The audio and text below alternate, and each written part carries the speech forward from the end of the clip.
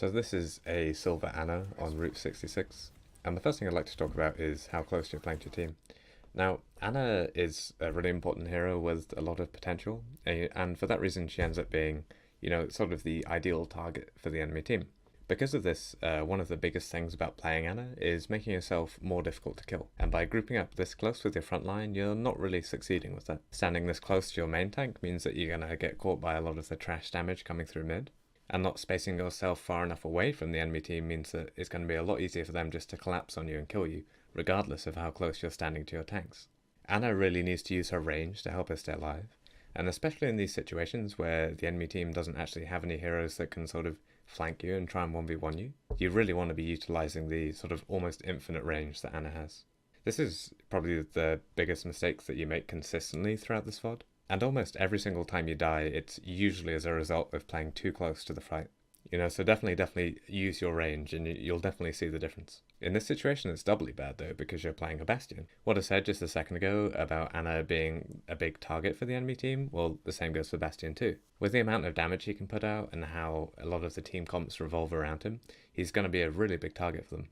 And one thing you definitely don't want to do as Ana is group up close enough to him that you can be caught by the same damage or the same dive. Throughout almost the whole of this VOD, you stand pretty much right next to him, which is pretty sloppy. If you stand far enough away from him that you can't be caught by the same damage or the same dive, it forces the enemy to make quite a difficult decision about, whether to go for Bastion, in which case, you can sleep dart, you can nade, you can hard pocket him through, pretty much anything.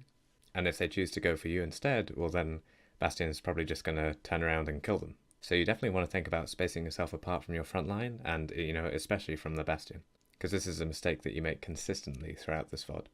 So here you sort of win the first fight and you get around this corner, but in a second you're about to drop from high ground, and I'm not really sure why.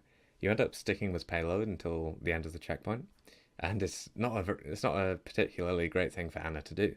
The way fights usually work on this first point is that you'll win a fight, somewhere around this first corner, and then the enemy will probably, depending on, how many kills you got and how many kills they got in the first fight, they'll probably try and put a contest together, somewhere right in front of the end of this checkpoint. And as Ana, you always need to think about, not the fight that's currently happening, but the fight that's going to happen next. And you need to try and, position yourself in advance because you don't have any movement abilities. I would have definitely liked to see you stay on this high ground for this situation. To your left, there's good cover, and, you've got good lines of sight. There's that corridor on the left side that you can get easy sleep darts on if people try and come for you. But instead you drop onto payload and, just sort of chill there. Similar to what I said earlier about, spacing apart from your front line, the same goes for these fights where the enemy is forced to contest payload. Either they, put their resources into contesting the point, in which case you get full value from the backline, or they put resources into you to try and kill you, which means that your team's going to have a much easier time on point. Ana should always be sort of thinking about how she can make herself the biggest resource hog from the enemy team, and one of the best ways of doing this is just by spacing apart from her team, especially in these situations where the enemy team is forced to contest the objective. Here again, you win the fight, and you just sort of chill on payload and wait for the enemy team. Again, I'd have liked to see you setting up for this fight that's about to come up. Maybe somewhere on the left side would have been nice. You can actually spread out. There's even that high ground up on the top left that's really good. Instead, you just sort of chill on payload and wait for them to drop. The bigger mistake that's coming up is you don't really see this opportunity here to use your nade offensively. And this is something that you miss throughout the whole of this VOD. You see right here, when you go for the sleep dart, or even before, you had a really good chance to go for a nade. There's no shield there, there's at least two people there, I think there's actually a third one hiding behind this pillar. And a nade here would have been huge, and I'm not really sure why you didn't see the opportunity to go for this. Maybe you just didn't see it, or you wanted to save your nade for something else. But Ana always needs to be on the lookout for these opportunities to use her kit offensively. Whenever you see these high level Anas, you see they're always trying to be really, really aggressive with what they can actually do with their kit. And there are quite a few times in this VOD where you either don't see these opportunities or don't go for them. So really try and be on the lookout for these chances to use your kit offensively, because that is where Ana gets quite a lot of her value. I want to point out this situation here where you had a really good chance, right here, to go for that offensive nade again.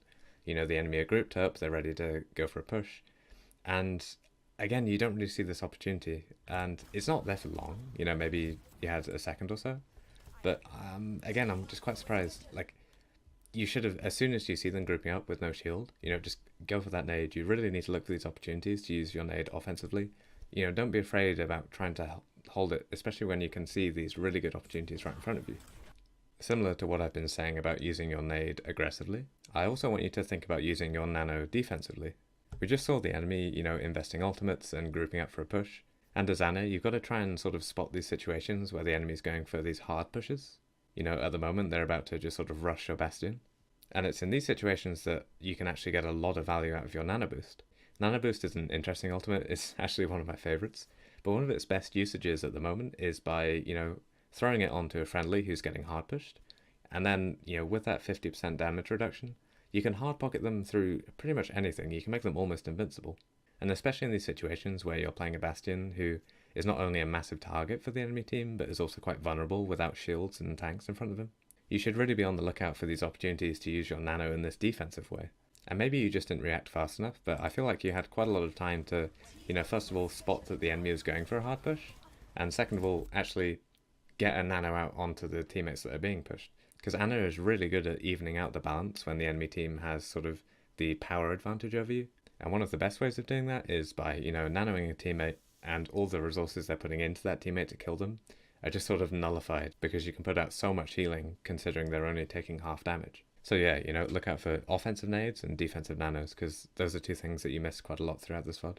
I'm also quite confused throughout this segment that you never actually try and heal your Junkrat.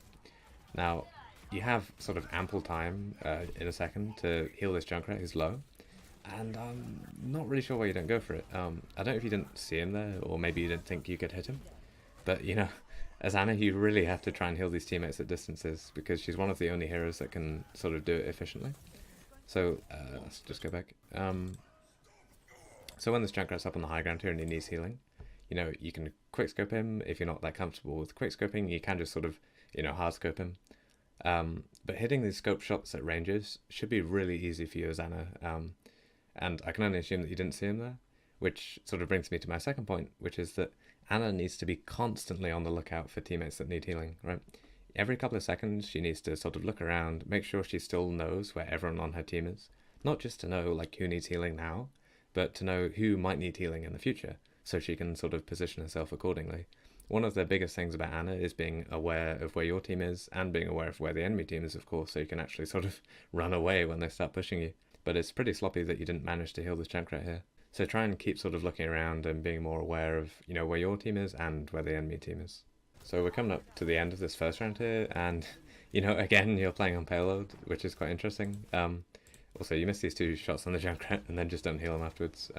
He does still need that healing. But, you can see how by playing so far forward, you get punished. And if you're playing further back, not only would you just not have died in this situation, but it would have been a lot easier for you to heal this Junkrat.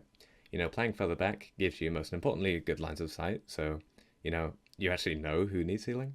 But it's also very, very easy for Ana to hit those scoped shots at ranges. So really you need to default to playing further back and keeping an eye on your teammates so you can actually heal them. Throughout the whole of this VOD, you sort of default to playing really close to the fight, and it's what screws you. Play further back, keep line of sight on your teammates, and make sure that if the enemy want to kill you, they have to actually put resources into you. So I've talked about a few things, but the two biggest for you are going to be, the ways in which you use your kit. First off, you need to be looking for these aggressive nades that you didn't really spot throughout this VOD, and you also need to be looking for these defensive nanos. The nades are something that's talked about quite a lot, so I won't go over them too much. It's just, whenever you see the enemy grouped up and, there's nothing in the way, just, go for that nade and see where it gets you, because it is a really big part of, where Ana gets her potential from. As for the nanos, keep an eye out for these defensive options, because a lot of Anas fall into this trap of thinking they have to combo nano with another friendly ultimate. A much better usage of it, especially as you're getting to the end of these checkpoints and the enemy has a good respawn advantage, is using it to, keep a friendly player alive. So please be on the lookout for these opportunities to use your kit. The second bigger thing for you is, and something I've talked about quite a lot actually, is going to be playing further back from your team. Eventually, I'll make a video about Ana spacing, but, for the time being, just make sure that you're far back enough from your team that you don't catch the trash damage from mid, and that you have good lines of sight on your team, because you should pretty much always be the furthest back on your team. Start playing further back and get used to hitting your shots and your abilities at range, because that's what's really going to help you climb.